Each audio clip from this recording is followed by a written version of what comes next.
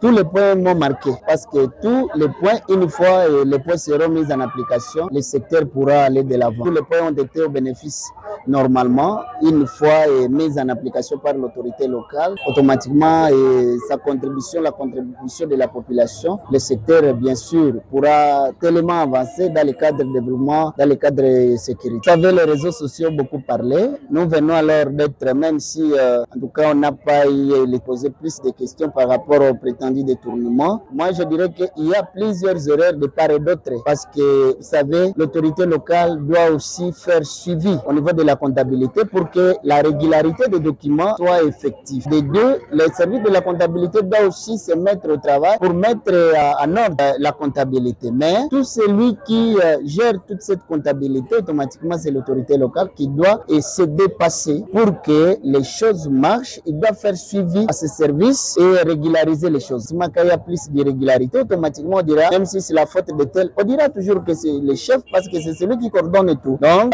le chef doit mettre toutes ces batteries en marche pour que chaque service automatiquement soit en jour à tout moment. Pour que la collaboration aussi, parce que l'autorité va collaborer avec ce service au moment opportun, à tout moment en train de demander est-ce que nous avons effectué telle opération, est-ce que ces documents sont déjà en jour ou pas. Les services doivent vivre une collaboration au sein d'une entité qui a le même objectif. Celui qui est venu faire les rapports, c'est un responsable. Il est doué dans sa matière. Nous voulons qu'il puisse transmettre ce qui est réel. Et à partir de cette réalité, automatiquement, la population saura réellement qu'il y a eu ceci, il n'y a pas eu ceci. Il a été là, automatiquement, qu'il retrace les faits tels que vécu au niveau du contrôle. Si elle se justifie automatiquement, bien, c'est un droit. Mais moi, j'appelle la population à attendre les rapports des enquêtes ou du contrôle parce que les services de l'inspection étaient dans son droit de faire l'itinérance parce qu'il est obligé de venir dans les entités territoriales décentralisées faire les enquêtes, les contrôles, et ainsi de suite. Dans tout service, il y a toujours ces contrôles. Alors, moi, je dis qu'il transmette les rapports qu'il a rencontrés. S'il y aura des justifications, après justification, qu'il